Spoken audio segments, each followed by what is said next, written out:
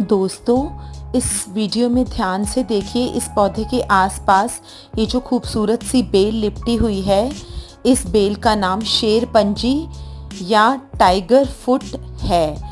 इसे शेर पंजी या टाइगर फुट इसलिए कहते हैं क्योंकि इसकी पत्ती को ध्यान से देखिए। ये शेर के पंजे जैसी है और इसमें एक साथ 5, 7, 8 या 10 पत्तियां होती हैं। यह बेल औषधीय गुणों से भरपूर होती है, इसीलिए इसका उपयोग ट्रेडिशनल मेडिसिन सिस्टम में दवाइयों में किया जाता है।